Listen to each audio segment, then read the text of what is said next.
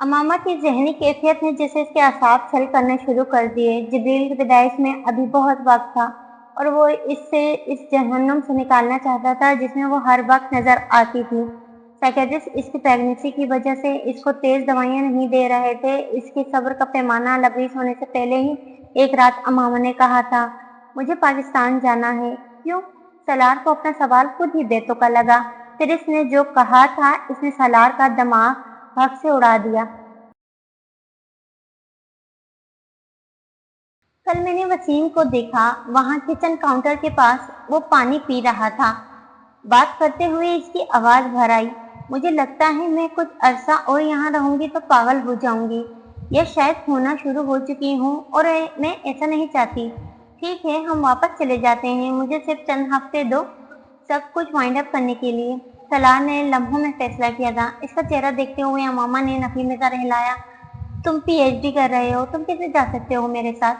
میں P H D چھوڑ دوں گا، ڈاکٹریٹ کی ڈگری ضروری نہیں، تم اور تمہاری زندگی ضروری ہے، سالار نے جواباً کہا۔ کچھ کہنے کی کوشش میں امامہ کی آواز بھر آئی، وہ کہہ نہ پائی۔ اس نے دوبارہ بولنے کی کوشش کی اور اس بار وہ بلک بلک کر رونے لگی تھی۔ نہیں تم ساتھ نہیں آؤ گے، یہ کیوں ضروری ہے کہ ساری زندگی تم قربانیاں ہی دیتے رہو میرے لیے؟ اب پی ایچ ڈی چھوڑ دو، اپنا کیریئر چھوڑ دو، تمہاری زندگی ہے، قیمتی ہے تمہارا وقت، تم کیوں اپنی زندگی کے اتنے قیمتی سال میرے لیے ضائع کرو؟ سالار نے کچھ کہنے کی کوشش کی، کوئی اور موقع ہوتا تو اس کا یہ اعتراف اس کو خوشی دیتا، لیکن اب اسے تکلیف دے رہی تھی۔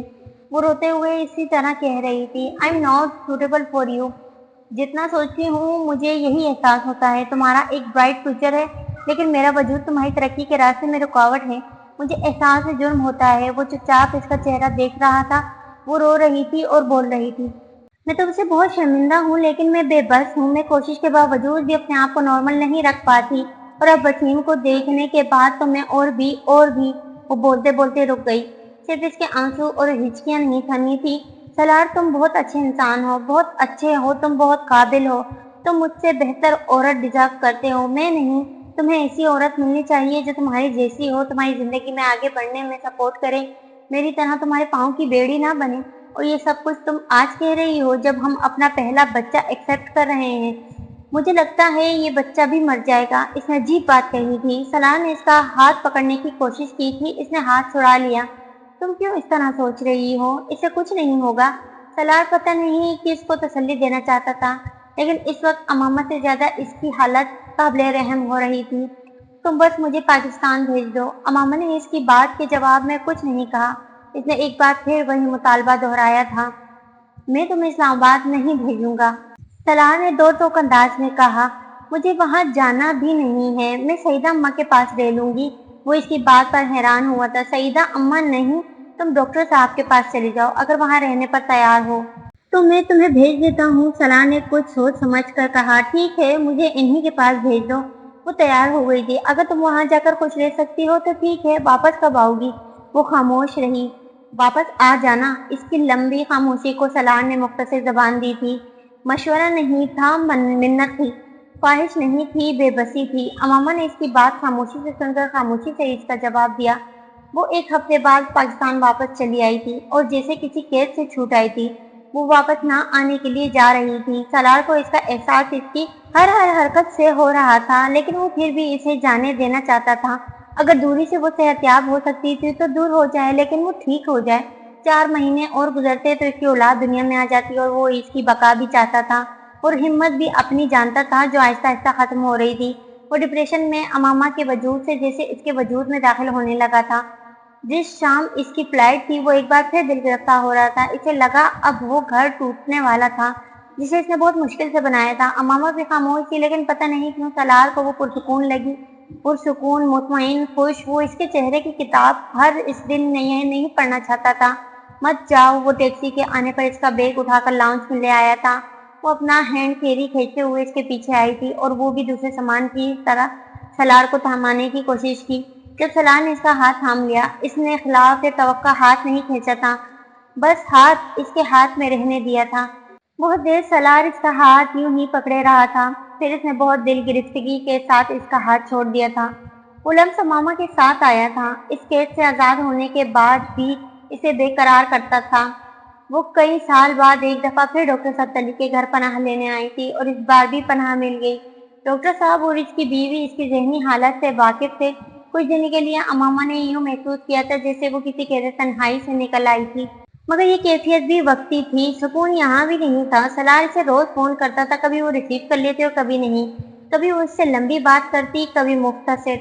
पता नहीं कितने दिन थे जो इसने इसी तरह गुजारे। नहर के किनारे ऊंचे लंबे दरख्त हवा से हिलते तो इनके पत्तों से सूरज की किरणें चुन चुनकर नहर के पानी पर पड़ती, लहजा भर के लिए इसे रोशन करती, गायब होती। बस एक लम्हा था जब इसने सोचा कि इसे इस पानी में उतरना चाहिए। इससे पहले कि वो कदम बढ़ाती, किसी औरत की आवाज पर ठटक गई थी, ये जरा कट्टा तो बदवा दे मेरे साथ बिटिया। वो एक 70-80 साल बूढ़ी औरत थी जो ईंधन के लिए वहां दरख्तों के कुछ लकड़ियां चुनने के बाद इसे एक चादर नुमा कपड़े में बांध रही थी। इसने कुछ कहे बिना नहर के किनारे से हटते हुए इसकी तरफ कदम बढ़ा दिए। गट्टा इतना बड़ा था कि इसे यकीन नहीं था कि वो इसको अपने सर पर उठा लेगी, लेकिन इसने अमामा की मदद से वो गट्टा बड़े आराम से सर पर उठा लिया। जरा मेरी बकरी की रस्सी मुझे पकड़ाना। अमामा को ताज्जुब हुआ, लेकिन फिर इसने जाकर थोड़ी बहुत जद्दोजहद के बाद इस बकरी की रस्सी पकड़ ही ली थी। आप चलें, मैं साथ चलती हूँ। कहाँ जाना है आपको? बस ये यहाँ आगे ही जाना है, सड़क की दूसरी तरफ। बूढ़ी औरत ने सड़क की तरफ इशारा करते हुए इसे बताया। अमामा बकरी की रस्सी खींचते हुए चुपचाप इसके पीछे चल पड़ी। सड़क पार करते ही अमामा को 10-20 के करीब वो झुग्गियां नजर आ गई जिन्हें अम्मा अपना घर कहती थी। वो कुछ तामुल के बाद ऐसी ही एक झुग्गी में अम्मा के पीछे चलती हुई दाखिल हुई। इसने अहाते के कोने में सर पर लादा हुआ गटरा उतार फेंका था। एक चूल्हे पर मिट्टी की एक खंडिया चढ़ी हुई थी। वहां एक आसूदा सी हरारत थी जिसे वो किसी गर्म आगोश में आ गई थी। अरे तो खड़ी क्यों है? अब तक बैठ कर दम तो ले। मेरी खातिर कितना चलना पड़ गया तुझे। मैंने कहा भी था मैं ले जाती हूँ बकरी को, मेरा तो रोज का काम है। पर तू तो शहर की कुड़ी है, तुझसे कहाँ होती है कोई मुशक्कत। इसने कुछ फासले पर पड़ी चौकी को इसकी तरफ खसकाया। मैं भी मुशक्कत ही काटती आई हूँ अम्मा, ये मुशक्कत तो कुछ भी नहीं। अमामा इसे कहते हुए आगे बढ़ाई थी। वो बूढ़ी औरत हंस पड़ी। बस मुझे मुशक्कत नहीं लगती, तुझे लगती है, यही तो फर्क है। अमामा इसका चेहरा देखने लगी। वो इस हुलिये और इस जगह रहने वाली औरत से ऐसी बात की तवक्को नहीं रखती थी। आदमी क्या करता है तेरा? वो अम्मा के इस सवाल पर अचानक चौंकी। क्या करता है? इसने जिसे याद करने की कोशिश की। काम करता है। क्या काम करता है? अम्मा ने फिर पूछा। बाहर काम करता है, वो बड़बड़ाई। प्रदेश में है? बूढ़ी औरत ने पूछा। हाँ, वो इसी तरह साफ को देखते हुए बोली। तू यहाँ किसके पास है? ससुराल वालों के पास? नहीं। फिर? मैं किसी के पास नहीं। आदमी ने घर से निकाल दिया क्या? इसने चौंक कर अम्मा का चेहरा देखा। नहीं। तो फिर लड़कर आई है क्या? नहीं। इसने बेसाख्ता सा हिलाया। तो फिर यहाँ किस लिए आई है? सुकून के लिए, इसने बेख्तियार कहा। सुकून कहीं नहीं है। वो इस औरत का चेहरा देखने लगी। जो चीज दुनिया में है ही नहीं, ऐसे दुनिया में ढूंढना क्या? इसने हैरत से इस औरत को देखा। वो गहरी बात कर गई थी। फिर बंदा रहे क्यों दुनिया में, अगर बेसुकून ही रहना है? वो इससे ये सवाल नहीं पूछना चाहती थी जो पूछ लिया था। तो फिर कहाँ रहे? वो लाजवाब हुई। तेरा आदमी कहता नहीं वापस आने को? पहले कहता था, अब नहीं कहता। बेचारा अकेला है वहां। वो एक लम्हे के लिए ठटकी। हाँ, इसने मध्यम आवाज में कहा। तो अकेला छोड़कर आ गई इसे? इसने जैसे अफसोस किया था। तुझसे प्यार नहीं करता था? वो इस लम्हे के लिए साकित हुई। करता था। इसकी आवाज बेहद मध्यम थी। ख्याल नहीं रखता था? रखता था। आवाज और भी मध्यम होती गई। रोटी कपड़ा नहीं देता था? देता था। वो अपनी आवाज बमुश्किल सुन पाई। तूने फिर भी छोड़ दिया इसे? तूने भी अल्लाह से बंदे वाला मामला किया, इसके साथ सब कुछ लेकर भी दूर हो गई इससे? वो बोल ना सकी। तुझे ये डर भी न लगे कि कोई दूसरी औरत ले आएगा? वो नहीं। तुझे प्यार नहीं है इससे? क्या सवाल आया था? कभी प्यार किया था? आंखों में सैलाब आया। किया था। इसने आंसुओं का बहने दिया। फिर क्या हुआ? नहीं मिला। सर झुकाए इसने आग में कुछ लकड़ियां डाली। मिला नहीं या इसने छोड़ दिया? इसके मुंह में जैसे हरी मिर्च आई। इसने छोड़ दिया। प्यार नहीं करता होगा, अम्मा ने बेसाख्ता कहा। प्यार करता था लेकिन इंतजार नहीं कर सकता था। इसने पता नहीं क्यों सफाई दी इसकी। जो प्यार करता है वो इंतजार करता है। जवाब खटाक से आया था। इस आदमी की वजह से घर छोड़ आई अपना? नहीं, बस वहां बेसुकूनी थी मुझे, इसलिए। क्या बेसुकूनी थी? वो बरसती आंखों के साथ बताती गई। अम्मा चुपचाप सुनती रही। इसके खामोश होने पर भी वो कुछ ना बोली। वहां नहर किनारे क्या कर रही थी? बहुत बुज़दिल हूँ अम्मा, मरने के लिए नहीं खड़ी थी। यानी तुम तो बड़ी बहादुर हो, मुझसे भी ज्यादा बहादुर? नहीं, मैं तो बहुत कमजोर हूँ, मामा ने कहा। तुझे अपनी होने वाली औलाद का भी ख्याल नहीं आया? प्यार नहीं आता इस पर? इसकी आंखें एक बार फिर बरसने लगी। कोई इस तरह घर छोड़कर आता है जिसे तुम छोड़कर आ गई? मर जाते हैं, बड़े बड़े प्यारे मर जाते हैं। हर कोई एक के बाद एक मरने पर बाकियों को छोड़ देता है। मैं अब किसी से प्यार नहीं करना चाहती अम्मा। मैं जिससे भी प्यार करती हूँ वो मुझसे छिन जाता है। बार बार प्यार करूँ, बार बार गंवा दूँ। मैं अब इस तकलीफ से नहीं गुजर सकती। वो रोती जा रही थी। ये तो नहीं, बल्कि ये तो कोई इंसान भी नहीं कर सकता कि अपनों को इसलिए छोड़ दे कि इसके बिछड़ने की तकलीफ से बच जाए। एक कदर झेल नहीं पा रही हो तो सबको इकट्ठा छोड़कर सह पाओगी? मामा के पास जवाब नहीं था। इस जुग के अंदर मेरा जवान बेटा है। ठहरो जरा, मैं इसे लेकर आती हूँ। वो औरत एकदम उठकर चली गई। चंद मिनट के बाद वो एक रेडी नुमा ट्रॉली को धकेलती हुई बाहर लाई, जिसमें एक दुबला पतला मर्द एक बिस्तर पर लेटा हुआ था। कहकहे लगा रहा था जिसे वो माँ की तवज्जो मिलने पर खुश हो। वो जहनी और जिस्मानी तौर पे माजूर था। मेरा अकलौता बेटा है ये। 38 साल मैंने इसके सहारे गुजारे हैं।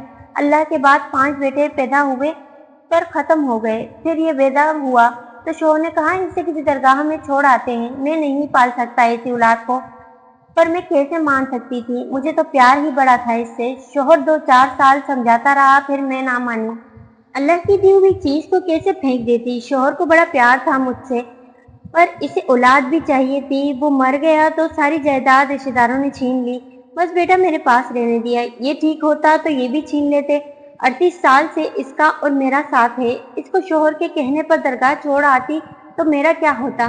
कोई बोझ था जो मामा के कंधों से हट रहा था, कोई शहर था जो टूट रहा था। जो विछोड़ा अल्लाह ने दिया इस पर सब्र कर और खुद किसी को विछोड़ा ना दे। अल्लाह पसंद नहीं करता ये। गम बहुत बड़ा था मेरा अम्मा। अल्लाह ने तुझे गम दिया, तुमने अपने आदमी को। तू कौन सा अपने गम अपने अंदर लेकर बैठ गई थी? इसे सलार याद आया। इसकी आंखें धुंधलाई। इसकी मोहब्बत, इसकी इनायत याद आई और इसकी औलाद का ख्याल। जैसे इसने बड़ी दुआओं से मांगा था और जब दुआ पूरी हुई तो वो किसी चीज की कदर नहीं कर रही थी। वो जाने से पहले एक बार फिर इस बूढ़ी औरत से मिलने आई थी। इसके लिए कुछ चीजें लेकर। इसे बेहद कोशिश के बावजूद वो जुगी ना मिली, वो औरत ना मिली। जिब्रील सिकंदर अपनी पैदाइश से पहले भी अपनी माँ की बहुत सारे राजों का अमीन था। अमेरिका के अस्पताल की न्यूरो सर्जरी के डिपार्टमेंट के ऑपरेशन थिएटर में डॉक्टर जिस शख्स का दिमाग खोले बैठे थे वो आबादी के इस 2.5% से ताल्लुक रखता था जो 150 IQ लेवल रखते थे और इसके साथ गैर मामूली सलाहियतों के मालिक थे। वो ऑपरेशन 8 घंटे से हो रहा था और न जाने मजीद कितनी देर जारी रहता। डॉक्टर्स की इस टीम को लीड करने वाला डॉक्टर दुनिया के काबिल तरीन सर्जन में से एक माना जाता था। वॉशिंगटन में वर्ल्ड बैंक के हेडक्वार्टर्स में वो सलाह सिकंदर को पहली मीटिंग नहीं थी। वो दर्जनों बार वहां आ जा चुका था, मगर अपनी जिंदगी में वो कभी किसी बोर्ड रूम में दिमाग पर इतना बोझ लेकर नहीं बैठा था जितना इस दिन बैठा था। वो फ्लाइट के दौरान 2 घंटे सोया था और बाकी का वक्त इसने इस प्रेजेंटेशन को बार बार देखते और उसमें तब्दीली और इजाफा करना जरूर गुजारा जो वो इस मीटिंग में पेश करने आया था। सलार को सांपों के बिल में बैठकर इसका जहर निकालने की तजवीज़ पेश करनी थी और इसे अपनी कामयाबी या नाकामी के बारे में कोई खुशफहमी या गलतफहमी नहीं थी। इसकी फ्लाइट वॉशिंगटन में जिस वक्त पहुंची इसके ठीक 4 घंटे बाद वर्ल्ड बैंक के दरबार में इसकी हाजिरी थी। वो एक बार फिर होटल के कमरे में सोए बगैर कागजात को उपलांदा देखता रहा जो इसे प्रेजेंटेशन के साथ बोर्ड रूम में तकसीम करना था। इन कागजात के ढेर को अगर वो कोर्ट में पेश कर देता तो वो केस जीत जाता, लेकिन सवाल ये था कि दुनिया में ऐसी कौन सी अदालत थी जो इस केस को सुनती। एबिका आलमी अदालत इंसाफ में जाने के वसाइल नहीं रखता था और वो वर्ल्ड बैंक में काम करता था। वो अपने प्रोफेशनल मामलात खुफिया रखने का पाबंद था। इसे ये मामलात भी नहीं था कि पैट्रिक एबिका इस वक्त न्यूयॉर्क के एक अस्पताल में जिंदगी और मौत की जंग लड़ रहा था। इस बोर्ड रूम का माहौल वैसा नहीं था जैसा इसने हमेशा देखा था। संजीदगी पर बोर्ड रूम का हिस्सा होती थी, लेकिन जो इसने इस दिन वहां देखी वो सद मेहरी थी। वहां बैठे 7 के 7 लोगों के चेहरे और आंखों में एक जैसी सद मेहरी थी, ऐसी सद मेहरी जो किसी भी कमजोर असाब के इंसान को हवास वास्ता करने के लिए काफी था। बेतासो चेहरे और ओसान खता करने वाली नजरें, एक बिजली शक्ल की मेज के गिर्द टांगों पर टांगे रखे वो 5 मर्द और 2 औरतें इस काम के माहिर थे जो वो इस वक्त कर रहे थे। वर्ल्ड बैंक के साथ سالار سکندر جیسے کئی باز امیر امپلائیز کا دھڑم تختہ کر چکے تھے۔ سالار سکندر ان کے سامنے کیا شے تھا کہ کم از کم اس میٹنگ کے آغاز سے پہلے وہ یہی سوچ کر آئے تھے۔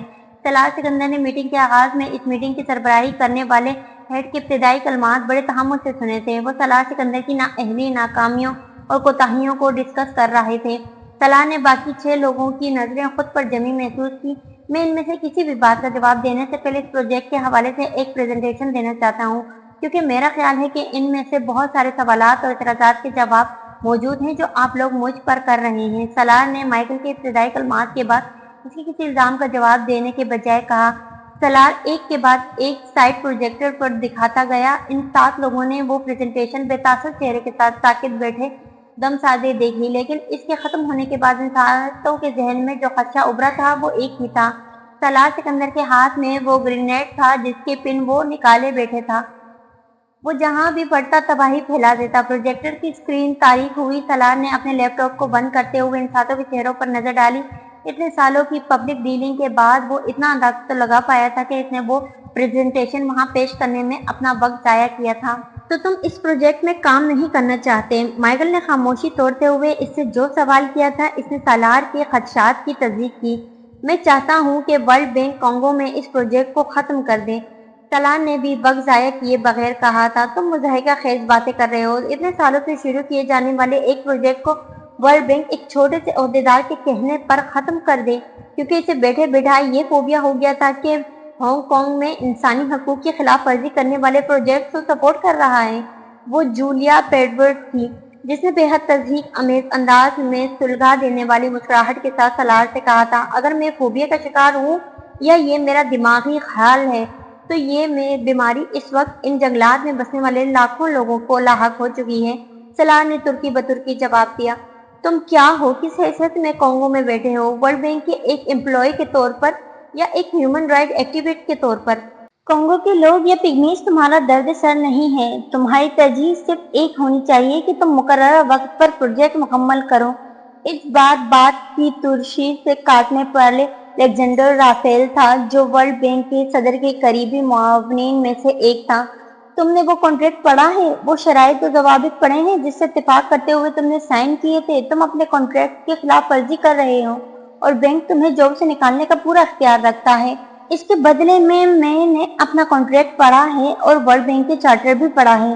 دونوں میں کہیں بھی یہ نہیں لکھا کہ مجھے کوئی ایسا کام کرنا پڑے گا جو بنیادی انسانی حقوق اور کسی ملک کے قوانین کی دھجیاں اڑا کر ہو سکے۔ اگر ایسی کوئی شک میرے کانٹریکٹ میں شامل تھی تو آپ مجھے ریفرنس دیں۔ الیگزینڈر رافیل چند لمحے بول نہ سکا۔ اس کے ماتھے پر بل تھے اور مسلسل تناؤ میں رہنے کی وجہ سے وہ مستقل جھریوں میں تبدیل ہو چکے تھے۔ اور تم اپنے آپ کو ان لوگوں سے زیادہ قابل سمجھتے ہو جنہوں نے یہ پروجیکٹ کئی سال کی تحقیق کے بعد شروع کیا تھا؟ تم سمجھتے ہو جن لوگوں نے فیزیبلٹی بنائی تھی وہ ایڈیٹس تھے؟ وہ اب تضحیک امیز انداز میں اس سے پوچھ رہا تھا۔ نہیں، وہ ایڈیٹس نہیں تھے، نہ میں ایڈیٹ ہوں۔ وہ فیئر نہیں تھے اور میں ہوں۔ بات صرف اس دیانت کی ہے جو فیزیبلٹی تیار کرنے کے وقت نظر انداز کی گئی ہے، ورنہ یہ ممکن ہی نہیں کہ اس پروجیکٹ کی فیزیبلٹی رپورٹ تیار کرنے والے اتنے عقل کے اندھے اور نااہل ہو کہ انہیں وہ سب نظر نہ آئے جو مجھے نظر آیا ہے اور میرے علاوہ لاکھوں مقامی لوگوں کو نظر آ رہا ہے۔ ورلڈ بینک کو اس پروجیکٹ کے حوالے سے زیادہ انویسٹیگیشن کرنی چاہیے، ایک انکوائری کمیٹی بنا کر۔ مجھے یقین ہے کہ اگر اس کمیٹی کے دیانتداری سے کام کیا تو انہیں بھی یہ سب نظر آ جائے گا جو مجھے نظر آ رہا ہے۔ سالار نے رافیل کے حد تک امیز جملے کو نظر انداز کرتے ہوئے کہا، میرے خیال میں بہتر ہے کہ اس ڈیڈ لاک کو ختم کرنے کے لیے ایک کام کیا جائے جو واشنگٹن اور گومبے میں تمہارے آفس میں اس پروجیکٹ کے حوالے سے پیدا ہو گیا ہے۔ اس بار بولنے والا بل جاؤلز تھا۔ تم ریزائن کر دو، جسے تم نے پریزنٹیشن اور بینک کے ساتھ ہونے والی آفیشیل خط و کتابت میں بھی آفر کیا تھا کہ اس پروجیکٹ کو تم اس طرح نہیں چلا سکتے۔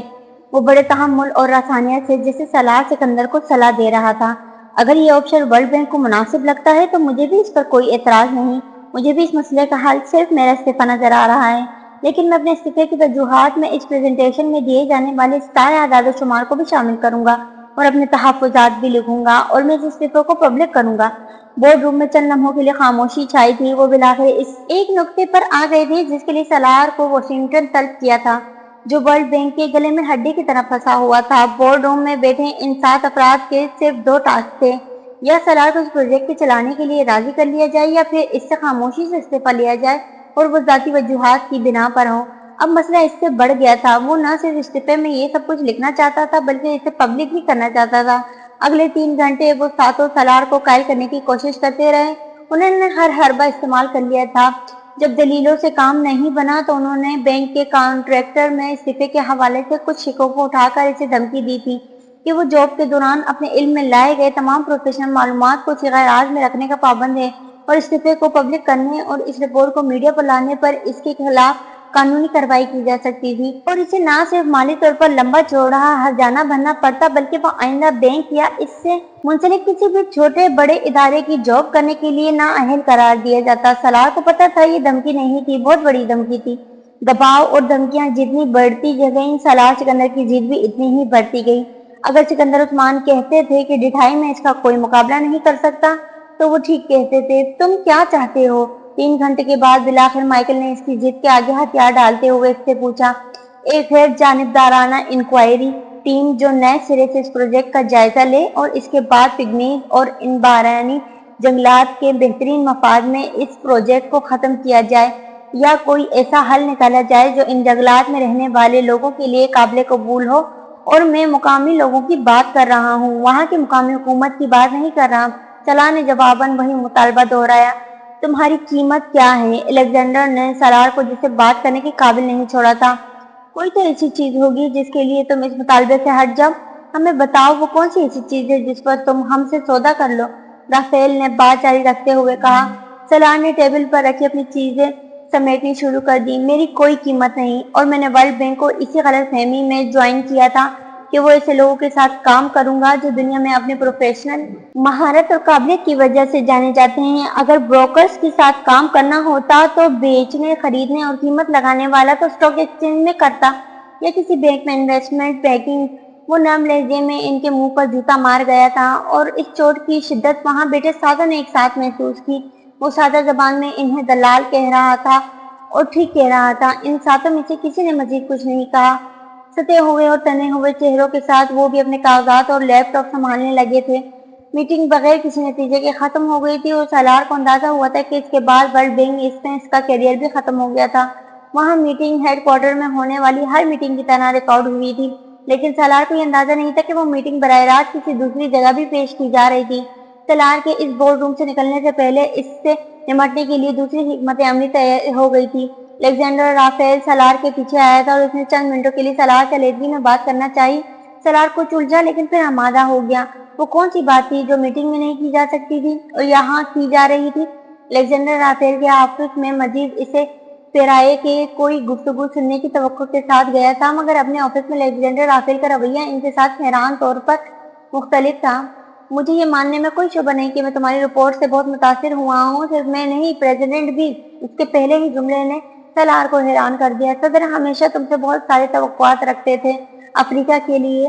جو ویژن ان کا ہے ان کو صرف تم عملی جامہ پہنا سکتے ہو، اور یہ پروجیکٹ ان سینکڑوں پروجیکٹ میں سے بہت چھوٹا پروجیکٹ ہے جو وہ تمہارے لیے سوچتے ہیں۔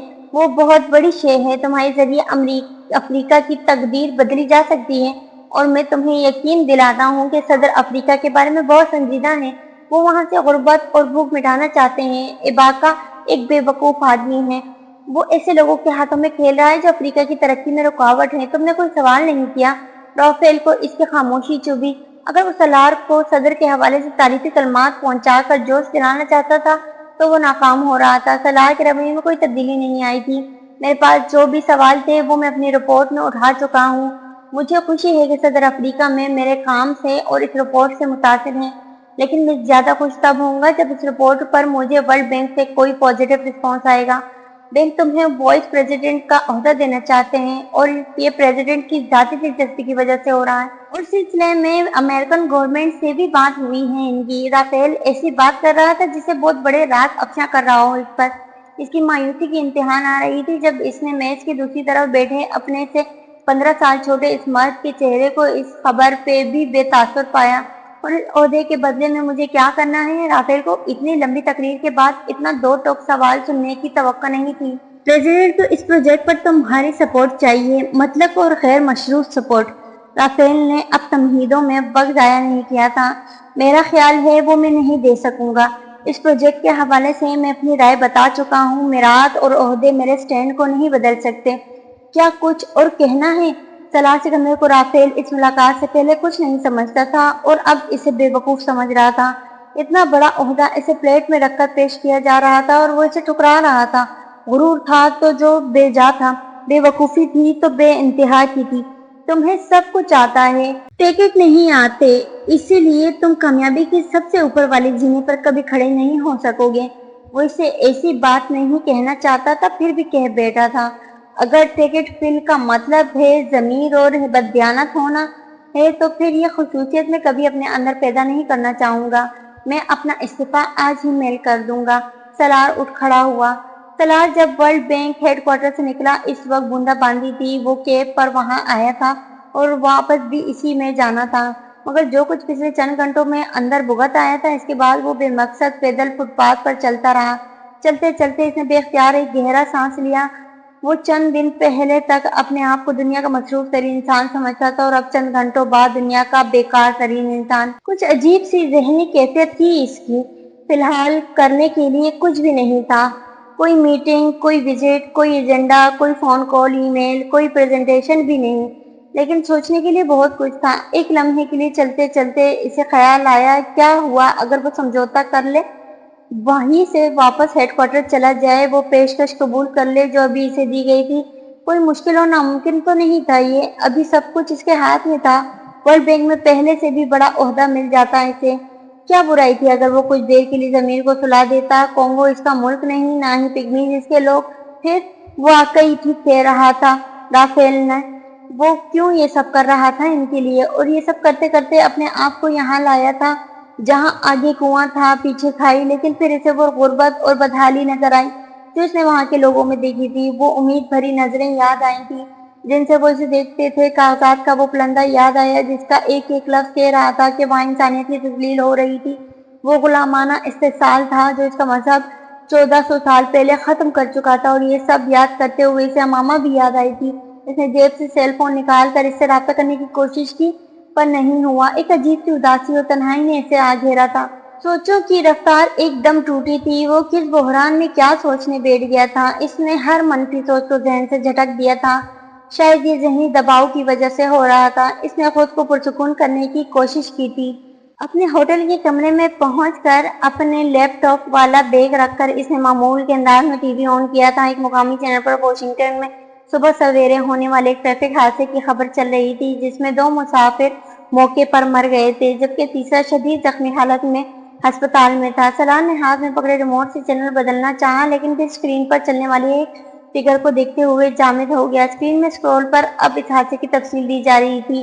اس میں زخمی ہونے والے شخص کا نام پیٹرس ایبیکا بتایا جا رہا تھا جو کہ ایک انقلابی تھا اور CNN کے ایک پروگرام میں شرکت کے لیے آ رہا تھا۔ سلار کا دماغ جیسے بھگ سے اڑ گیا۔ سلار چاہتا تھا کہ وہ امریکہ میں ہی کئی دنوں سے وہ امریکہ روانہ ہونے سے پہلے اس سے ملنے آیا تھا، اور اس نے سلار کو بتایا تھا کہ اس کے کچھ دوستوں نے بالآخر بڑی کوششوں کے بعد کچھ بڑے نیوز چینلز کے نیوز پروگرامز میں اس کی شرکت کے انتظامات کیے تھے۔ اس کا مطلب یہ ہے کہ چھری میری گردن پر گرنے والی ہے، سلار نے مسکراتے ہوئے اس سے کہا۔ تم اگر اس پروجیکٹ کے حوالے سے ورلڈ بینک اور اس کے عہدیداروں پر تنقید کرو گے تو سب سے پہلے میں ہی نظر میں آؤں گا اور یہ چینل مجھ سے رسپانس کے لیے رابطہ کریں گے۔ سلار کو اس مشکل صورتحال کا اندازہ ہونے لگا تھا جس میں وہ پیٹریاس ایبیکا کے انٹرویو کے بعد پھنستا۔ وہ آتش فشاں جو عرصے سے پک رہا تھا اب پھٹنے والا تھا اور بہت سو کو ڈبونے والا تھا۔ میں تمہیں بچانے کی پوری کوشش کروں گا، ایبیکا نے اسے یقین دلایا تھا۔ میں تم پر کوئی تنقید نہیں کروں گا بلکہ تمہاری سپورٹ کے لیے تمہاری تعریف کروں گا۔ تم اب آئے ہو، یہ پروجیکٹ تو پہلے سے جاری ہے۔ ایبیکا بے حد سنجیدہ تھا لیکن سالار کے ساتھ ساتھ وہ خود بھی یہ جانتا تھا کہ اس کی یہ یقین دہانی ایک خوش فہمی تھی۔ سالار اس پروجیکٹ کی سربراہی کر رہا تھا اور نہ ہی اسے جمعہ 4 دن ہوئے تھے وہاں آئے۔ اسے بھی میڈیا کی شدید تنقید کا سامنا ہونے والا تھا۔ تم جلد سے جلد ورلڈ بینک چھوڑ دو۔ میں تمہاری رپورٹ کا حوالہ دوں گا کہ تم اس پروجیکٹ سے ناخوش تھے اور تمہاری اس پوزیشن کو چھوڑنے کی وجہ بھی یہی تھی۔ ایبیکا نے جیسے ایک راہ دکھائی تھی۔ میں اس سے پہلے ایک کوشش ضرور کروں گا کہ بینک کو مجبور کر سکوں کہ اس پروجیکٹ پر نظر ثانی کرے۔ وہ دونوں کا آخری رابطہ تھا۔ نیوز چینل بتا رہا تھا کہ بچنے والے مسافر کی حالت تشویشناک تھی۔ اس نے اپنا فون نکال کر یہ جاننے کی کوشش کی تھی کہ ایبیکا کو کہاں لے جایا گیا تھا۔ عجیب اتفاق تھا، لیکن ایک دم اس کا فون رابطوں کے مسائل کا شکار ہونے لگا تھا۔ کچھ دیر پہلے امامہ اور اب بھی وہ یہاں لوکل کال بھی نہیں لے پا رہا تھا۔ کچھ دیر سیل فون کے ساتھ مصروف رہنے کے بعد اس نے جھنجھلا کر کمرے میں موجود فون لائن اٹھا کر اسے استعمال کرنے کی کوشش کی۔ وہ لائن بھی کام نہیں کر رہی تھی۔ سلار حیران ہوا تھا۔ وہ ایک 5 اسٹار ہوٹل میں تھا اور اس کے فون لائن کا کام نہ کرنا حیران کن ہی تھا۔ اس نے انٹرکام پر آپریٹر کے ذریعے ایک کال بک کروائی تھی۔ اگلا آدھا گھنٹہ وہ آپریٹر کی کال کا انتظار کرتا رہا۔ سلار کو لگا جیسے اس کو کسی سے بھی رابطہ کرنے سے روکا جا رہا ہے۔ اس بار کہیں بھی خود کال کرنے کے بجائے اس نے ریسیپشنسٹ سے کہا تھا کہ وہ اسے پولیس انکوائری سے پتہ کر کے بتائے کہ آج صبح واشنگٹن میں ہونے والے اس ٹریفک حادثے کے زخمی کو کہاں لے جایا گیا تھا۔ اس نے چند ہی منٹوں میں سلار کو اسپتال کا نام بتا دیا۔ سلار نے اس کو کانگو میں اپنا گھر اور امامہ کا سیل فون نمبر دیا تھا۔ وہ اگلی کال وہاں کرنا چاہتا تھا، لیکن وہاں رابطہ نہ ہو سکا۔ اسپتال پہنچ کر پیٹریاس کو تلاش کرنا مشکل نہیں تھا، لیکن اسے ایبیکا سے ملنے نہیں دیا گیا۔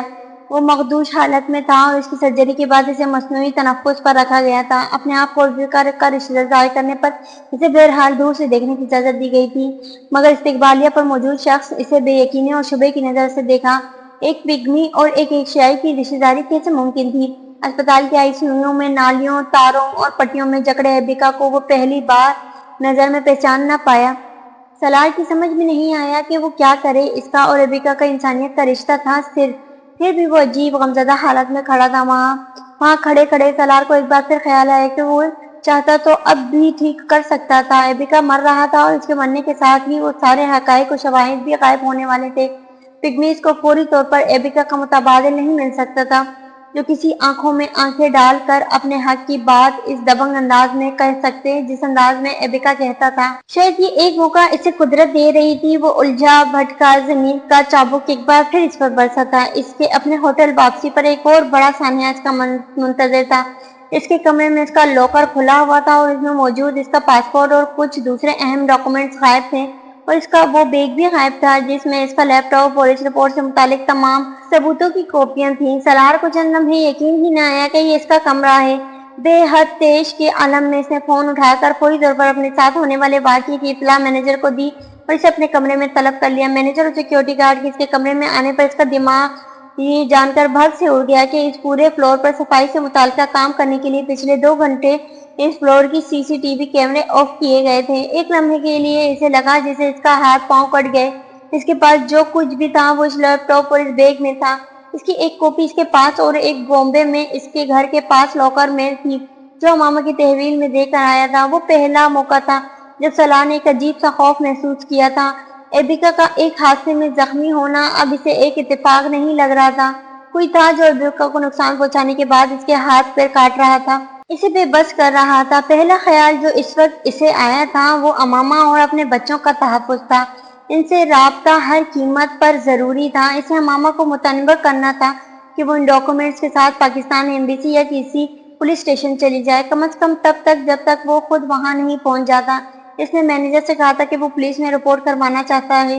اس قیمتی چیزوں کی حفاظت یقیناً ہوٹل کی ذمہ داری نہیں تھی، لیکن کم از کم ہوٹل اتنی ذمہ داری تو دکھاتا کہ اس کی عدم موجودگی میں اس کے فلور کی CCTV سسٹم آف نہ کیا جاتا۔ مینیجر نے معذرت کرتے ہوئے فوری طور پر اسے اس نقصان کی تلافی کی آفر کی تھی اور اس سے درخواست کی تھی کہ وہ پولیس کو اس معاملے میں انوالو نہ کرے، لیکن سلار اس وقت اپنے حواسوں میں نہیں تھا۔ وہ اپنے کمرے سے ہی باہر نہیں نکلا تھا، وہ اس ہوٹل سے بھی باہر نکل آیا تھا۔ ایک فون بوتھ سے اس نے ایک بار پھر کانگو میں گھر اور امامہ کا نمبر ملانے کی کوشش کی، نتیجہ وہی آیا تھا۔ اس کا ذہن معاف ہو رہا تھا۔ اس نے بالآخر پاکستان میں سکندر عثمان کو فون کال کیا اور جب اسے فون پر ان کی آواز سنائی دی تو کچھ دیر کے لیے اسے یقین نہیں آیا کہ وہ بالآخر کسی سے بات کرنے میں کامیاب ہو پا رہا تھا۔ سکندر کو بھی اس کی آواز سے پتہ چل گیا تھا کہ وہ پریشان تھا۔ سلار نے کوئی تفصیلات بتائے بغیر مختصراً انہیں بتایا کہ وہ اپنی سفری دستاویزات گم کر چکا ہے اور اس وجہ سے وہ فوری طور پر اگلی فلائٹ سے واپس نہیں جا سکتا اور وہ امامہ سے رابطہ نہیں کر پا رہا۔ اس نے سکندر سے کہا کہ وہ پاکستان سے امامہ کو کال کرے اور اگر رابطہ نہ ہو سکے تو پھر فوراً آفس میں اپنے جاننے والوں کے ذریعے شاسا میں پاکستان ایمبیسی کے ذریعے انہیں تلاش کریں اور فوری طور پر اس سے کہیں کر لاکر میں پڑے سارے ڈاکومنٹ سمیت ایمبیسی چلے جائیں۔ سکندر عثمان بری طرح ٹھٹکے، ایسا کیا ہوا ہے کہ تمہیں یہ سب کرنا پڑ رہا ہے سلار؟ सब ठीक है ना पापा? इस वक्त आप सिर्फ वो करें जो मैं कह रहा हूँ, मैं तफसील आपको बाद में बताऊंगा। वो झुंझला गया था। मैं थोड़ी देर तक आपको खुद कॉल करके पूछता हूँ, आप मेरे फोन पर कॉल मत करें, ना ही मेरे नंबर पर मेरे लिए कोई मैसेज छोड़ें। इसने बाप को मजीद ताकीद की। सालार, तुम मुझे परेशान कर रहे हो। सिकंदर उस्मान का इन हिदायत को सुनकर खौफजदा होना लाजमी था। सलार ने फोन बंद कर दिया। वो बाप को ये नहीं बता सकता था कि इसके अपने हवास इस वक्त इससे ज्यादा खराब हो रहे थे। फोन बूथ से कुछ फासले पर पड़ी एक बेंच पर बैठे हुए इसने बेख्तियार खुद को मलामत की थी। इसे अपनी फैमिली के कांगो में छोड़कर नहीं आना चाहिए था, और इन हालात में मीटिंग जाई बाढ़ में वो इसे आगे पीछे करवा देता। क्या जरूरत थी इतनी मुस्तैदी दिखाने की? अब रात हो रही थी और सुबह से लेकर इस वक्त तक इसके सेल पर ना कोई कॉल आई थी, ना टेक्स्ट मैसेज। फोन सिग्नल्स को बेहतरीन हालत में देख रहा था, मगर सलार को यकीन था इसका फोन और फोन के जरिए होने इसके राब्तों को कंट्रोल किया जा रहा था। और किस लिए, वो ये समझ नहीं पा रहा था। वो अगर इसे नुकसान पहुंचाना चाहते थे तो इन सब हथकंडों के बगैर नुकसान पहुंचाते, जिसे एबिका पर वार किया था। और अगर इसे बैंक से निकालना था तो ये काम तो वो खुद कर रहा था। फिर ये सब क्यों? इसकी रीढ़ की हड्डी में जैसे सनसनाहट हुई थी। इसे अचानक एहसास हुआ वो लोग इसे एहसास दिलाना चाहते हैं कि इसे मॉनिटर किया जा रहा था, इसे नुकसान पहुंचाया जा सकता था और किस किस किस्म का, और इसे ये भी बताया जा रहा था। और ये सब वर्ल्ड बैंक नहीं कर सकता। सिर्फ वर्ल्ड बैंक नहीं, इसे CIA चेक कर रहा था। पता नहीं जो पसीने छूटे थे वो जिस्म के ठंडे होने पर छूटे थे या गर्म होने पर, लेकिन सलार कुछ देर के लिए पानी में नहा गया था। इसका दिमाग इस वक्त बिल्कुल खाली था। ये इसके फरिश्तों ने भी कभी नहीं सोचा होगा कि वो कभी ऐसे मामले में इन्वॉल्व हो सकता है कि CIA इसके पीछे पड़ जाती। और अब इसे अंदाजा हो रहा था कि वो प्रोजेक्ट वर्ल्ड बैंक की ख्वाहिश नहीं, अमेरिका की ख्वाहिश थी, और उसे ये पाया तकमील तक पहुंचाने के लिए किसी भी हद तक जा सकता था। वो 1.5 घंटा वहां बुत की तरह बैठा रहा। इसे 3 दिन के लिए वॉशिंगटन में रहना था, लेकिन अब अपनी सफरी दस्तावेजात गुम हो जाने के बाद इसे यकीन था वो फौरी तौर पर वापस नहीं जा सकता, कम अज कम तब तक जब तक वो इन मुतालबात में कोई लचक ना दिखाता जो इनसे कर रहे थे। 1.5 घंटे बाद इसने सिकंदर उस्मान को दोबारा फोन किया था और उन्होंने इसे बताया था कि मामा और इसके बच्चे घर पर नहीं है, घर लॉक्ड है और वहाँ कोई मुलाजिम या गार्ड नहीं है जो इनके बारे में कोई इतला देता। MBC के अफसरान ने इस सिलसिले में कांगो की वजारत दाखिला से राब्ता किया था, मगर जो भी पता चलता इसकी फैमिली के बारे में वो फौरी पता नहीं चल सकता था। कुछ वक्त तो लगता है जो कुछ वो फोन पर सुन रहा था इसके जिस्म पर कपकपाहट दौड़ाने के लिए काफी था। अमामा और इसके बच्चे कहीं नहीं जा सकते थे, इससे पूछे और इसे बतला दिए बगैर। गार्ड बैंक के फराहम किए हुए थे। ये कैसे मुमकिन था कि गार्ड लॉक होने पर भी वो वहां से चले गए? मैं कोशिश कर रहा हूँ फौरी तौर पर MBC मेरे वीजे का इंतजाम करे और मैं वहां जाकर खुद इस सारे मामले को देखूं। सिकंदर इसे तसल्ली देने की कोशिश कर रहे थे। तुम भी कोशिश करो कि फौरी तौर पर वहां पहुंचो, अमेरिकन एम्बेसी को इसकी गुमशुदगी की इतला दो। तुम तो अमेरिकन नेशनल हो, तुम्हारे बच्चे भी, वो हमारी एम्बेसी से ज्यादा मुस्तैदी हैं, से इन्हें तलाश कर लेंगे। सिकंदर ने एक रास्ता दिखाया था और बिल्कुल ठीक दिखाया था, लेकिन वो बाप को इस वक्त ये कह ना पाया कि वो अमेरिकन गवर्नमेंट के साथ ही उलझ पड़ा है। सब कुछ ठीक हो जाएगा सलार, तुम परेशान मत हो। कोंगो में अभी इतना भी अंधेर नहीं बचा कि तुम्हारी फैमिली इस तरह गायब हो जाए। जवाब में कहने के लिए सलार को पास कुछ न था।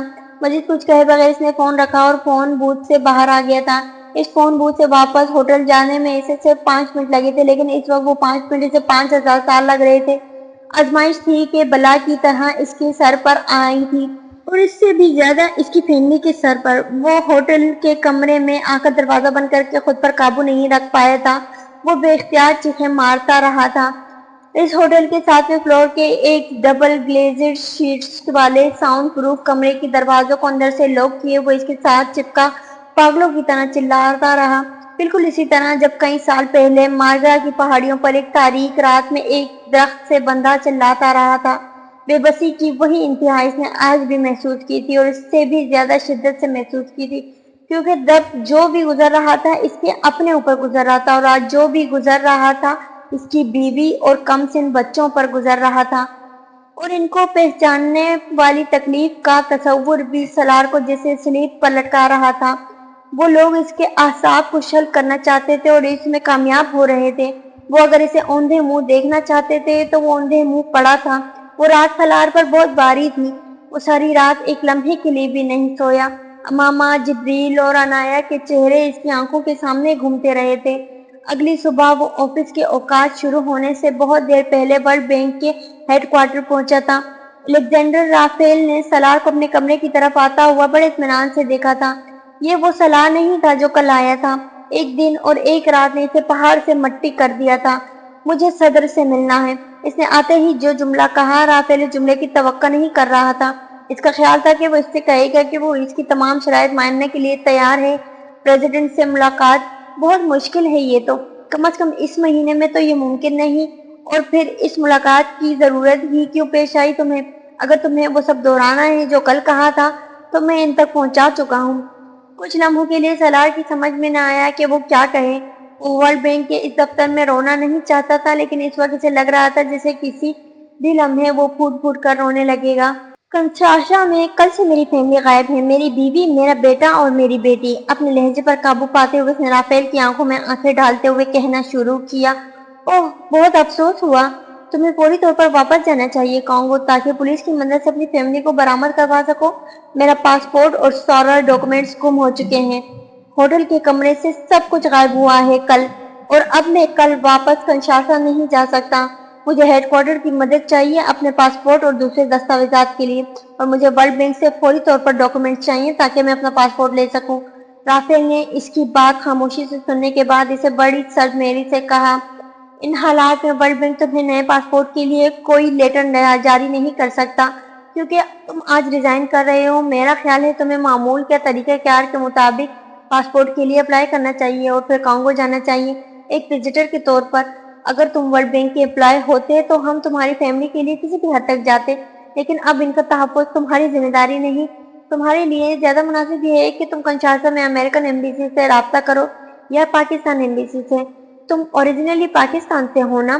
سلار اس کے اس تصدیق آمیز جملے کو شہد کے گھونٹ کی طرح پی گیا۔ رافیل کے دو ٹوک انکار نے اسے ذہنی ہیجان میں اضافہ کر دیا۔ زندگی میں کبھی کسی مغربی ادارے سے اسے اتنی شدید نفرت نہیں ہوئی جتنی اس وقت اسے ورلڈ بینک سے ہوئی تھی۔ وہ اپنی زندگی کی بہترین تار اور صلاحیتیں مغرب کو دیتا آیا تھا، اقوام متحدہ اور اس کے باقی ادارے، اور اب ورلڈ بینک۔ کل تک وہ وہاں ایک خاص اسٹیٹس کے ساتھ آتا رہا تھا، اور آج وہ اس سے ایسا سلوک کر رہے تھے جسے وہ ایک بھکاری ہو جس کے لیے ورلڈ بینک کے پاس کچھ نہیں۔ بعض لمحے انسانوں کی زندگی میں تبدیلی کے لمحے ہوتے ہیں، صرف ایک لمحے کی ضرورت ہوتی ہے۔ پہلی دفعہ مارگلا کی پہاڑی پر موت کے خوف سے وہ اس طرز زندگی سے غائب ہوا تھا جو وہ گزارتا آیا تھا، اور آج دوسری بار اماما اور اپنے بچوں کی موت کے خوف اور ورلڈ بینک میں اپنے سینئرز کے ہاتھوں ملنے والی تذلیل کے بعد وہ فیصلہ کر بیٹھا تھا جو وہ اب تک خطراتا رہا تھا۔ بعض خوف سارے خوف کھا جاتے ہیں۔ سلار کے ساتھ بھی اس دن یہی ہوا تھا۔ وہاں بیٹھے اس نے اس دن یہ طے کیا تھا کہ وہ اگلے 10 سال میں ورلڈ بینک سے بڑا ادارہ بنائے گا۔ وہ دنیا کے اس مالیاتی نظام کو الٹ دے گا جس پر مغرب قابض تھا۔ تم مزید کسی ایشو کے بارے میں بات کرنا چاہتے ہو؟ رافیل نے بظاہر بے نیازی جتاتے ہوئے اس سے کہا۔ نہیں، وہ مزید کچھ کہے بغیر اٹھ گیا۔ رافیل بھونج کر رہ گیا تھا۔ وہ اسے اپنی بیوی بچوں کی زندگی کے لیے گڑ گڑاتا ہوا دیکھنا چاہتا تھا۔ وہ دن ورلڈ بینک کے لیے بڑی خوشخبری لے کر آیا تھا۔ پیٹریا سیبکا کوما کی حالت میں مر گیا تھا۔ سلار نے وہ خبر بینک سے واپس آ کر ٹی وی پر سنی تھی۔ یہ اس کے لیے ایک اور دھچکا تھا، لیکن وہ رات ورلڈ بینک کے لیے سیاہ ترین رات تھی۔ ایبکا مرنے سے پہلے ورلڈ بینک کی موت کا سامان کر گیا تھا۔ ایکسکیوز می، وہ کہتے ہوئے اٹھ کر بار کی طرف چلی گئی۔ اس کی نظروں نے جیکی کا تعاقب کیا۔ اس نے نظر ہٹاتے ہوئے اپنے سامان پر پڑے اورنج ڈرنک کا ایک گھونٹ لیا۔ بہت عرصے بعد وہ کسی عورت کے ساتھ اکیلا بار میں بیٹھا تھا۔ وہ ہاتھ میں پکڑے گلاس سے دوسرا گھونٹ لے رہا تھا جب جیکی 2 شیمپین کے گلاس لے کر واپس آ گئی۔ میں نہیں پیتا۔ اس نے گلاس اپنے سامنے رکھنے پر چونک کر اسے یاد دلایا۔ یہ شیمپین ہے، جیکی نے مسکراتے ہوئے اس سے کہا۔ شیمپین شراب نہیں ہے کیا؟ وہ ٹیبل پر پڑی سگریٹ کی ڈبیا سے اب ایک سگریٹ نکال کر لائٹر کی مدد سے سلگا رہا تھا۔ جیکی نے آگے جھکتے ہوئے بڑی سہولت کے ساتھ اس کے ہونٹوں میں دبا سگریٹ نکال لیا۔ وہ اسے دیکھ کر رہ گیا۔ وہ اب اسی سگریٹ کو اپنے دائیں ہاتھ کی انگلیوں میں دبائے ہوئے ہاتھ میں شیمپین کا گلاس پکڑ کر مسکراتے ہوئے سگریٹ کے کش لے رہی تھی۔ اس نے نظریں چراتے ہوئے سگریٹ کی ڈبیا سے ایک اور سگریٹ نکال لی۔ آؤ ڈانس کریں۔ وہ جیکی کی آفر پر ایک بار پھر چونکا۔ میں ڈانس نہیں کرتا۔ اس نے سگریٹ کا کش لیتے ہوئے لائٹر رکھا۔ آتا نہیں ہے؟ جیکی ہنسی تھی۔ پسند نہیں ہے؟ وہ مسکرایا تھا۔ شراب کبھی نہیں پی تم نے؟ جیکی نے پوچھا۔ بہت عرصہ پہلے، اس نے جس سے اعتراف کیا۔ شیمپین؟ جیکی نے مصنوعی حیرت سے کہا۔ یہ بھی بے تاثر چہرے کے ساتھ اس نے کہا۔ वो दावे के साथ कह सकती थी कि ये मर्द किसी को भी अपनी तरफ मुतवज्जा कर सकता था और वो भी बुरी तरह इसकी तरफ मुल्तफित हो रही थी। तुम्हारी शैंपेन, जैकी ने एक बार फिर याद दिलाया। तुम ले सकती हो। इसने जवाबन ग्लास इसकी तरफ बढ़ा दिया। अगर पहले पीते थे तो अब इसमें क्या बुराई नजर आई तुम्हें? जैकी इस बार संजीदा हुई थी। लुत्फ हासिल करने के लिए पीता था। जब लुत्फ खत्म हो गया तो शराब भी छोड़ दी। वो इसकी बात पे बेख्तियार हंसी थी। वो आगे झुकी और इसकी आंखों में आंखें डालते हुए इसने कहा, क्या तुम जानते हो मुझे तुम में एक साहिराना कशिश महसूस होती है। वो मुस्कुराया था जैसे इसके जुमले से महजूज हुआ था। रहे नसीब, इसने जवाबन कहा। जैकी ने बड़े गैर महसूस अंदाज में मेज पर रखे इसके हाथ पर अपना हाथ रखा। वो हटाना चाहता था लेकिन चाहते हुए भी ना हटा सका। वो दोनों खामोशी से एक दूसरे की आंखों में आंखें डाले देखते रहे। फिर जैकी ने कहा, क्या तुम एक रात के ताल्लुक पर यकीन रखते हो? जवाब फौरी आया था, बिल्कुल। एंडरसन कोपर 2 हफ्ते बाद कोंगो में बारानी जंगलात के हवाले से एक प्रोग्राम करने जा रहा था। इसने इंग्लैंड और यूरोप की अखबारात में एफ्रीका का इंटरव्यू और पिग्मीज की बका के लिए चलाई जाने वाली मुहिम के बारे में बुनियादी मालूमात लेने के बाद अपनी टीम के एक फर्द के जरिए इससे राब्ता किया था और आज एबिका को कोपर से खुफिया मुलाकात करनी थी और एबिका खुशी से बेकाबू था। इसे अंदाजा नहीं था कि ये काम इतनी जल्दी हो सकता है। वो वॉशिंगटन में कई दिनों से कई चैनल्स के लोगों से मिलता रहा था और उम्मीद और नाउमीदी के दरमियान लुढ़क रहा था। एबिका को यह अंदाजा नहीं था कि एंडरसन कोपर की तरफ से मिलने वाली कॉल ने इसकी जिंदगी और मौत का फैसला कर लिया था। मगर ताखीर बस थोड़ी सी हुई थी। इसकी निगरानी करने वालों से एक सारी सीम्स और बदहवासी फैली थी इन लोगों में, जिन्होंने ये तय करना था कि अब अचानक से CNN के मंजर में आ जाने के बाद वो फौरी तौर पर एबिका का क्या करें। तशवीश इस बात पर भी हुई थी कि अगर एबिका और पिग्मीज के हवाले से कोपर ने प्रोग्राम करने का फैसला कर लिया था तो और कितने ऐसे सहाफी थे जो इस प्रोजेक्ट के हवाले से प्रोग्राम करने की तैयारियों में थे। एबिका जिन छोटे मोटे चैनल्स और जर्नलिज्म को बड़ा और ताकतवर समझकर वॉशिंगटन में इनके साथ साथ वक्त गुजारता आ रहा था, वो सब पहले ही एबिका की निगरानी करने वालों की फहरिस्त में शामिल थे। और यहाँ भी एबिका को मॉनिटर करने वाले लोगों को अचानक दरपेश आने वाला चैलेंज यही था। अगर वो प्रोग्राम कोपर एबिका से पहले पेश करने का इरादा ना कर चुका होता तो CIA के लिए कोपर को इस ऑफिशिएंसी सहाफत से रोकने का वाहिद हल ये था कि एबिका को इस तक किसी भी कीमत पर ना पहुंचने दिया जाता। लेकिन यहाँ कोपर एबिका से इस स्टेज पर राब्ता कर रहा था जब मबावदा और इसकी टीम पहले ही इसके इशू पर बहुत ज्यादा काम करने के बाद कांगो रवानगी की तैयारियों में थी। ये था वो चैलेंज जिसने फौरी तौर पर एबिका और कोपर की मुलाकात के हवाले से CIA को परेशान किया था। और इस परेशानी में इजाफा तब हुआ था जब एबिका इस कॉल मिलने के फौरन बाद ही वॉशिंगटन से न्यूयॉर्क के लिए चल पड़ा था। और जब तक इनका अगला लाइहा अमल तय होता, एबिका टाइम वार्नर सेंटर पहुंच चुका था। एंडरसन कोपर के साथ 2 घंटों के एक गर्मा गर्म नशिस्त के बाद वो जब CNN स्टूडियो से बाहर निकला था तो एबिका का जोश पहले से ज्यादा बढ़ गया था। उसे पहली बार सलार से राब्ते का ख्याल आया। एंड्रॉन कोपर के साथ सवालों जवाब के इस ऑफ कैमरा सेशन में सलार सिकंदर का जिक्र बार बार आया था कि कैसे इसने इस प्रोजेक्ट के हवाले से इसके तहफ़्फ़ुज़ात को संजीदगी से सुना और 6 माह इनके साथ इन जंगलात में जाकर मुकामी लोगों से हकायक इकट्ठा करता रहा। सलार सिकंदर के लिए अपने सताइशी जज्बात कोपर तक पहुंचाते हुए एबिका को ये अंदाजा ही नहीं था कि इसने सलार सिकंदर की जिंदगी को खतरे में डाल दिया था। एबिका ने इस इमारत से निकलने के बाद सेंट्रल पार्क की तरफ जाते हुए बेहद खुशी के आलम में सलार को टेक्स्ट किया था। वो इसे बताना चाहता था कि वो अब CNN तक रसाई हासिल कर चुका था। वो टेक्स्ट बहुत लंबा था और इसमें बहुत कुछ था। सलार इस वक्त अपनी फ्लाइट पर था और कुछ घंटों बाद जब वो वॉशिंगटन में उतरा तब तक इसके राब्तों के तमाम जराये ज़ेरे निगरानी आ चुके थे। एबिका की आखिरी ईमेल सलार सिकंदर को इसकी मौत के बाद मिली थी, लेकिन इन लोगों को सलार सिकंदर के जहाज उतरने से भी कई घंटे पहले मिल गई थी, जो एबिका की जिंदगी और मौत के हवाले से फैसला कर रहे थे। एबिका की फौरी मौत इन्हें नहीं चाहिए थी। इन्हें फिलहाल कुछ घंटों के लिए इसकी जिंदगी चाहिए थी। अपने तहवील में एबिका को रखते हुए वो अब इसी के जरिए इस केस को बंद करना चाहते थे और इसके बाद वो एबिका से जान छुड़ा लेते। इसकी तबाही मौत के जरिए कोपर इससे एबिका की होने वाली अचानक मुलाकात ने CIA को एकदम पस्ता कर दिया था। वो एबिका और सलार दोनों को इकट्ठे नहीं मार सकते थे। सलार को फिलहाल सिर्फ खौफजदा करने का फैसला किया गया था और CIA को अंदाजा नहीं था कि उन्होंने गलत हिकमत अमली गलत आदमी पर लागू करने का फैसला किया था। एबिका को चंद घंटों की बाद ब्रुकलिन के एक ऐसे इलाके की तंतुतारी गली में रोका गया था जहां एक करीबी इमारत में एबिका को अपने एक दोस्त से मिलना था। ये समझते थे कि एबिका इनके लिए हलवा है जिसे वो आसानी से काबू कर लेते। ऐसा नहीं हुआ था। एबिका इन दो अपराध से बड़ी बेजिगरी से लड़ा था जिन्होंने अचानक इसके करीब गाड़ी रोककर इसे रिवॉल्वर दिखाकर अंदर बैठाने की कोशिश की थी। इसने सारी जिंदगी अमेरिका के मुहासिब दुनिया में गुजारी थी, लेकिन जंगली जिंदगी इसकी सरशत में थी। इसे अपने दिफा करना आता था।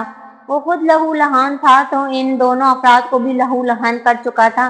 पता नहीं ये एबिका की बदकिस्मती थी, इन दोनों एजेंट्स की या CIA की, कि लड़ते लड़ते रिवॉल्वर एबिका के हाथ में आ गया था और फिर इसने आओ देखा ना ताओ इन दोनों अपराध पर गोली चला दी।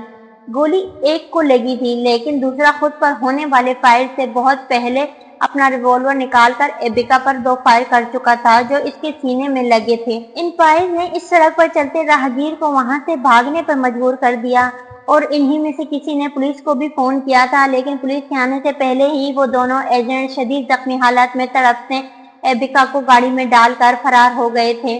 जिस एजेंट की टांग में गोली लगी थी वो हवास में था और एबिका को गाड़ी में लेकर फरार होते हुए इसने अपने सरपरस्तों को सारे वाकये से आगाह कर दिया था। एबिका की वो हालत इस दिन CIA के लिए एक दूसरा झटका थी।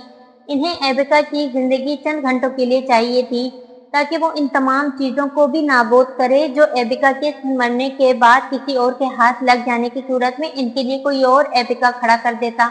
एबिका से पहले चंद लोगों ने राब्ता करके इसे इस सारे मामले से हट जाने के लिए रिश्वत के तौर पर बैंक बैलेंस चेक पेश किया था, लेकिन एबिका का इनकार इकरार में नहीं बदला था। कीमत हमेशा इकरार की होती है, इनकार अनमोल होता है। इन पेशकशों के इनकार के बाद एबिका को पहली बार खदशात लाहक होने लगे थे कि अगर इसे खरीदा नहीं जा सकता तो इसे मारा जा सकता है। तो दोस्तों, कहानी अभी जारी है। अगर आपको कहानी पसंद आ रही है तो कहानी को लाइक और मेरे चैनल को सब्सक्राइब जरूर कीजिएगा और बेल आइकन दबा दें ताकि आने वाले अगले हिस्से की नोटिफिकेशन आप तक पहुंच जाए।